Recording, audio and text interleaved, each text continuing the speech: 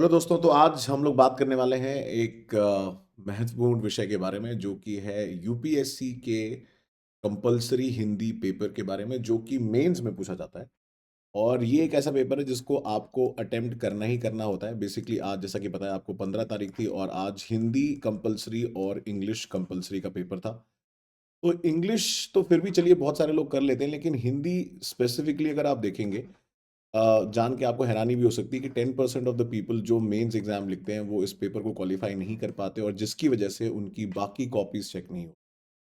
तो आप सोचिए कि आपकी पूरी साल भर की मेहनत या सालों की मेहनत वेस्ट चली जाती है अगर आप इस पेपर को ढंग से अटेम्प्ट नहीं कर पाते हैं।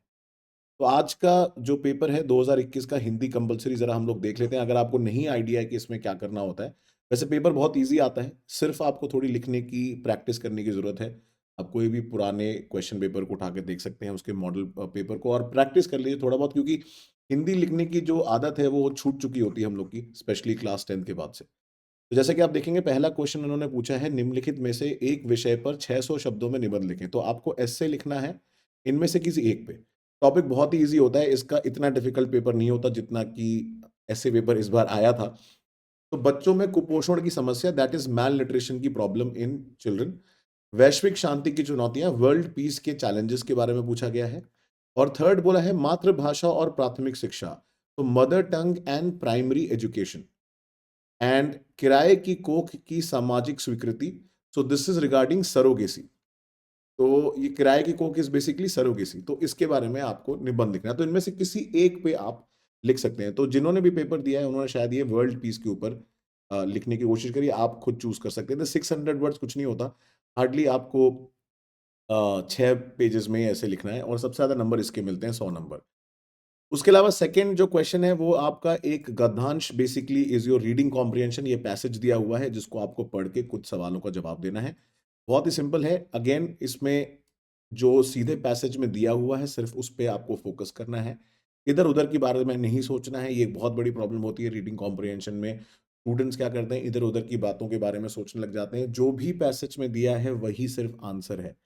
मत्स्य न्याय को अन्याय कहने का क्या अभिप्राय है, तो ये यहाँ पे जो लाइन दी हुई है उसी के बेसिस पे। सो एक बार पैसेज आप पढ़ेंगे आपका इजीली ये पेपर सॉल्व हो जाएगा। तो 12-12 नंबर के सोचे हैं आप, यहाँ पे क्वेश्चन है।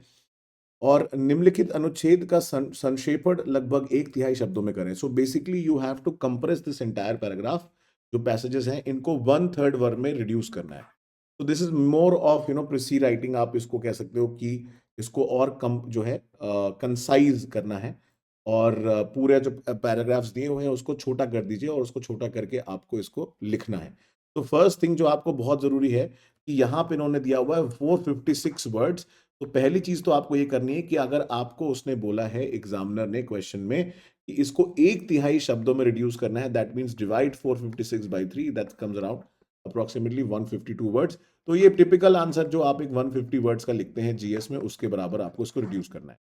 अब इन ऐसे सवालों को आप कैसे करते हो?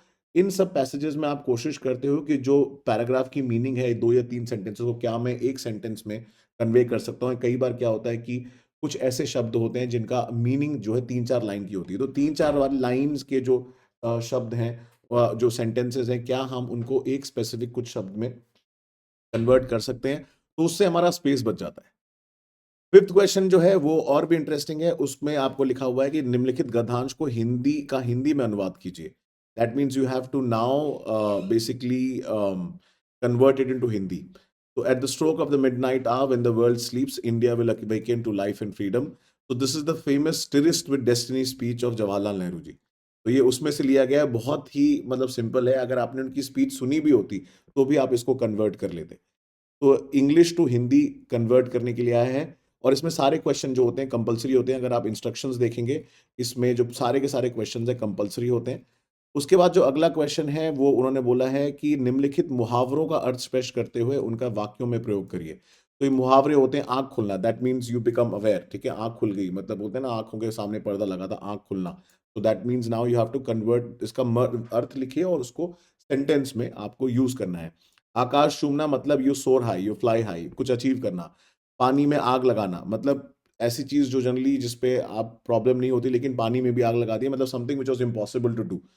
टेढ़ी खीर मतलब समथिंग विच इज डिफिकल्ट। धोखे कि टट्टी तो दो दीज आर वेरी इंटरेस्टिंग चीजें जो होती हैं, जो आपने शायद पढ़ी होती हैं क्लास 10 में, लेकिन आप भूल चुके हो।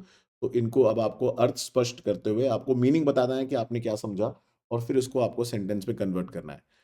इसमें जैसे लिखा है, निम्नलिखित वाक्यों को, सेंटेंसेस को शुद्ध रूप में लिखिए। तो अभी आप लोगों को लग रहा होगा पक्षी अंडे देता है, तो पक्षी अंडे देते हैं, ठीक है, वो बेटर हो सकता है। ये लड़का गाने वाला है, या मरते क्या नहीं करते, ठीक है। तो ये क्या है, these are called as, these are very impure sentences. तो इन्हें प्योर फॉर्म में कन्वर्ट करना है। ये आप बेसिकली कोई भी अगर आप बुक उठाएंगे हिंदी की, बहुत सारी बुक होती है मार्केट में, पांडे, बहुत सारे बुक्स हैं।